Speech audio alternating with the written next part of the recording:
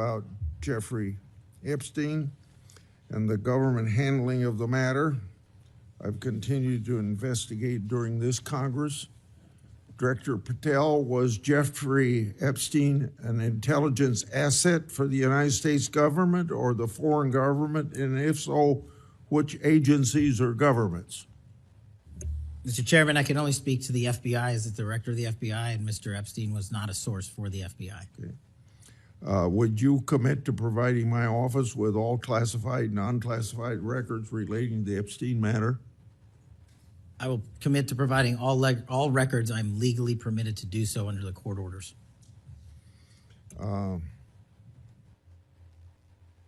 It seems to me that I accept your answer to my question, but the broader intelligence community ought to answer these questions as well. Victims deserve an answer. Regarding the initial FBI 1023 document that I made public last Congress, that document mentioned 1, text messages, 2, audio recordings, and 3, financial records that allegedly proved a bribery scheme with the Biden family and foreign interests. Regarding those records, did the Ray FBI make any effort to determine whether they existed? Did the Ray FBI make any effort to obtain those records? Not to my knowledge, Mr. Chairman. Since this matter hasn't been fully investigated, the FBI has an obligation to the public to do exactly that and figure out why it wasn't investigated. Next question. I've done a lot of oversight relating to sexual misconduct by the FBI agents. In fact, I believe this is something I discussed with Ray, one of his appearances before this committee. According to the FBI Inspection Division, it opened nearly 300 investigations based on sexual misconduct referrals between 2017 and 2024. According to Whistleblowers, the Biden-Ray FBI totally dropped the ball on this question. One credible accusation of sexual misconduct is too many, of course. Are you committed to reviewing the Bureau's policies to ensure responsible responses to credible allegations of misconduct, that they're swift and adequately protect victims? Yes, Mr. Chairman. Relating to a similar subject, during child crimes and sexual misconduct related investigations, are any private sector companies less than cooperative with you? What improvements in information sharing need to be made to catch those criminals? Mr. Chairman, we can always do better with our private sector companies. I've reached out to the leaders of most of them, asking them to provide more material so that we can be responsive and take legal action and protect the youth of this country. I'm happy to discuss, possible legislation that we can do to allow for these companies to continue. Yeah. Say maybe 1 inch up on the microphone. Sorry.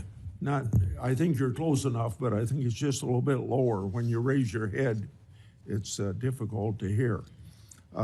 Director Patel, since 2021, I've raised concerns about the Biden administration failure to properly vet Afghan evacuees.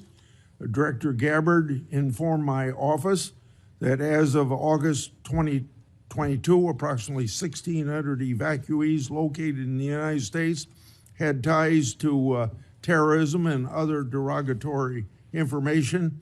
That's why I and many others have opposed bills giving blanket approval.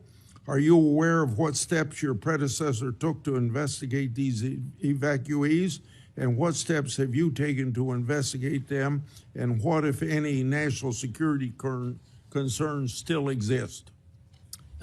Mr. Chairman, I can't speak to the steps my predecessor took, but I will make sure we do a sweeping review and get back to you on that. As far as the Afghan refugees and evacuees, as during my tenure, we are going through the databases to make sure that no known or suspected terrorists enter this country to harm our nation.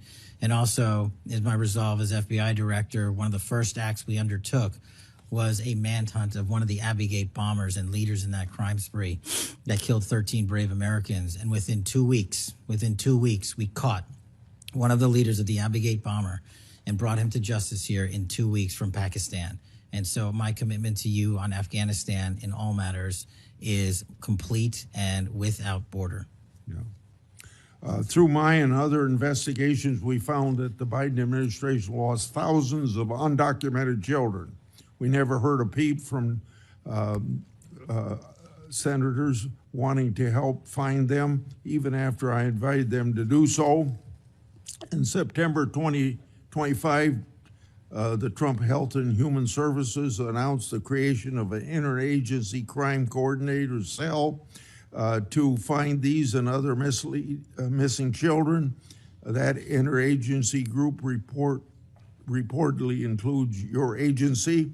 What resources and personnel have the FBI assigned to this new interagency effort, and what steps have the FBI taken to assist in locating missing children that the incompetent Biden administration lost?